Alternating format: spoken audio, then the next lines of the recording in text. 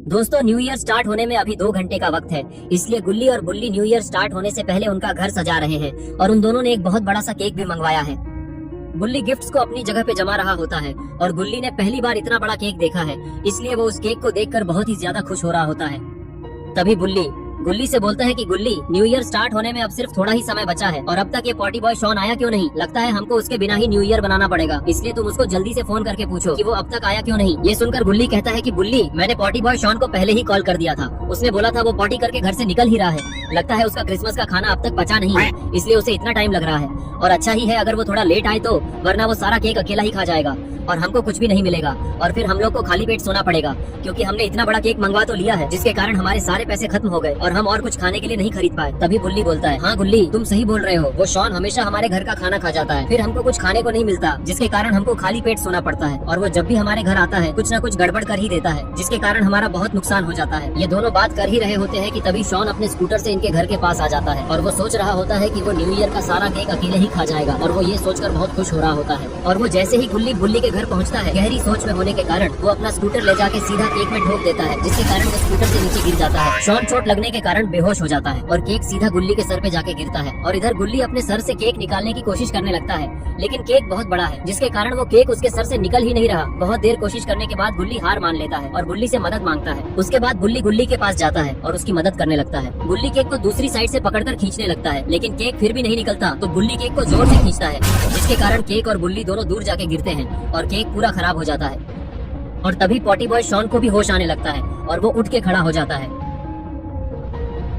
और तभी गुल्ली उसको गुस्से से बोलता है कि शॉन, तुम्हें स्कूटर चलाना नहीं आता क्या? जब भी तुम आते हो कुछ न कुछ गड़बड़ कर ही देते हो। देखो, तुम्हारी वजह से न्यू ईयर का केक पूरा खराब हो गया, अब हम न्यू ईयर पार्टी कैसे करेंगे? तभी शॉन बोलता है कि गुल्ली, मुझे माफ कर दो, मुझे स्कूटर चलाना तो अच्छे से आता है, लेकिन मैं केक के बारे में सोचकर बहुत ज्यादा खुश हो गया था और मेरा ध्यान पूरा केक खाने की तरफ था। तुम्हें तो पता ही है मुझे केक खाना कितना पसंद है, और जब मैंने इतना बड़ा केक देखा तो मैं उसको ही देखता रह गया, जिसके कारण मेरा ध्यान भटक गया और गलती से स्कूटर केक से आके टकरा गया। तभी बुल्ली उठकर खड़ा होता है और गुस्से से शॉन से बोलता है कि शॉन, तुमने ये पहली बार नहीं किया, तुमने क्रिसमस पे भी आके हमारा काम खराब किया था और अब तो तुमने सीधे न्यू ईयर का केक ही बर्बाद कर दिया।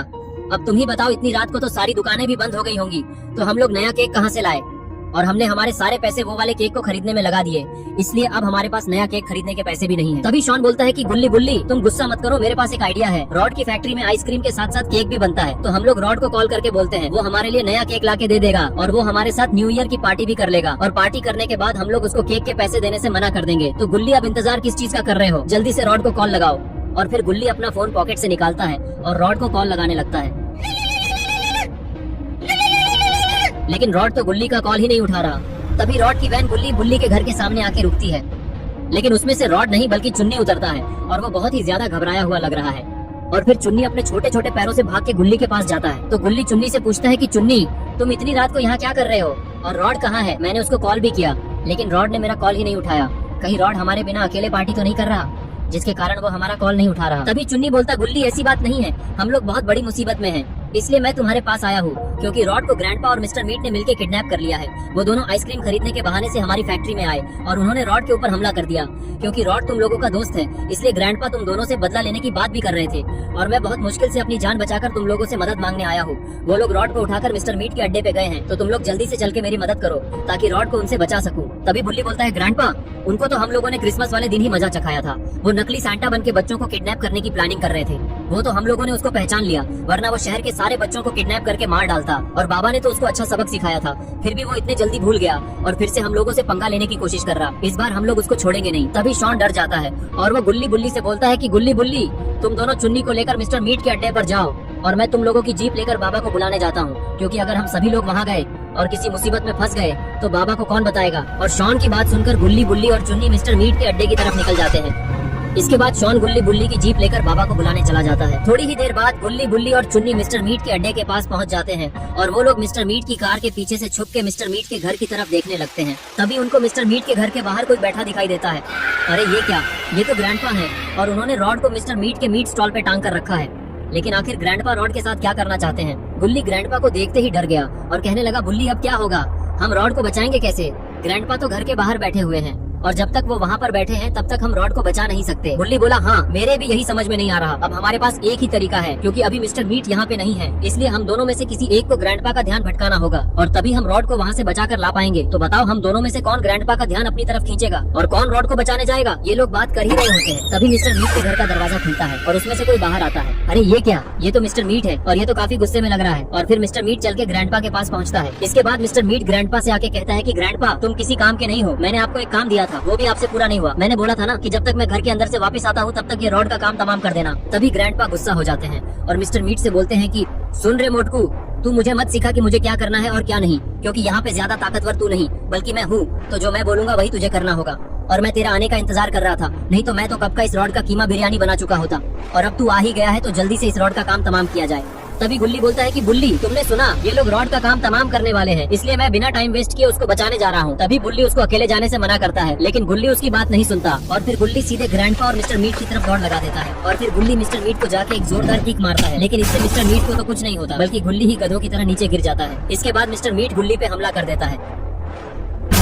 गुल्ली को मुसीबत में देखकर गुल्ली भी ग्रैंडपा और मिस्टर मीट की तरफ दौड़ लगा देता है, लेकिन ग्रैंडपा उनके हथियार से गुल्ली पर भी हमला कर देते हैं, जिसके कारण गुल्ली भी बेहोश हो जाता है। और फिर ये लोग बुल्ली को भी उल्टा टांग देते हैं। तभी गुल्ली बोलता है कि ग्रैंडपा आपको तो हमने अभी क्रिसमस वाले दिन ही सबक सिखाया था, लेकिन आपकी अकल अभी भी ठिकाने पे नहीं आई। तभी ग्रैंडपा बोलते हैं कि सुन रे गोभी के फूल, तू पहले ही उल्टा टंगा हुआ है और फिर भी तेरी बोलती बंद नहीं हो रही। अगर तू ज्यादा बोलेगा तो तेरी सारी चर्बी उतार दूंगा और फिर तेरा मीट बेचकर पैसे कमाऊंगा, लेकिन उसमें भी एक दिक्कत है कि तेरा सड़ा हुआ मीट कोई खरीदेगा भी नहीं, इसलिए तुझे मारकर बिरयानी बनाऊंगा और वो सारी बिरयानी पहले ही खा जाऊंगा, जिससे तुम लोग मुझे दोबारा परेशान नहीं कर पाओगे और आज तुझे बचाने तेरा वो बाबा भी यहाँ नहीं आएगा। ग्रैंडपा के इतना बोलते ही वहाँ पर शॉन बाबा को लेकर आ जाता है और बाबा सीधा गाड़ी ले जाके मिस्टर मीट को ठोक देते हैं, जिससे मिस्टर मीट सीधा उसके मीट स्टॉल के ऊपर जाके गिरता है। और फिर बाबा गुस्से से ग्रैंडपा को देखने लगते हैं और फिर उछलकर गाड़ी के ऊपर आके खड़े हो जाते हैं और बिना टाइम वेस्ट किए ग्रैंडपा पे हमला कर देते हैं और फिर ग्रैंडपा पे मुक्कों की बारिश कर देते हैं। इतने मुक्के खाकर ग्रैंडपा का मुंह लाल हो जाता है और इधर मिस्टर मीट उठकर खड़ा हो जाता है। तभी बाबा ग्रैंडपा का काम तमाम कर देते हैं, लेकिन उनको पता नहीं है कि मिस्टर मीट उठ चुका है और वो जैसे ही पीछे मुड़ते हैं मिस्टर मीट बाबा पे हमला कर देता है, जिससे बाबा दूर जाके गिरते हैं और फिर बाबा उठकर खड़े होते हैं और फिर बाबा बहुत जोर से चिल्लाते हैं, जिसके साथ ही उनका एक्सट्रीम मोड ऑन हो जाता है और उनमें से बिजली भी निकलने लगती है। बाबा का इतना भयानक रूप देखकर मिस्टर मीट बहुत डर जाता है और वो पीछे हटने लगता है और तभी बाबा मिस्टर मीट पे बिजली गिरा देते हैं, जिससे मिस्टर मीट वहीं पे चलने लगता है और ग्रैंडपा मौके का फायदा उठाकर धीरे से उठते हैं और वहाँ से फरार हो जाते हैं। तो दोस्तों कैसी लगी आपको ये स्टोरी? अगर आपको ये स्टोरी पसंद आई है तो लाइक और सब्सक्राइब करें और आपको मेरी तरफ से हैप्पी न्यू ईयर।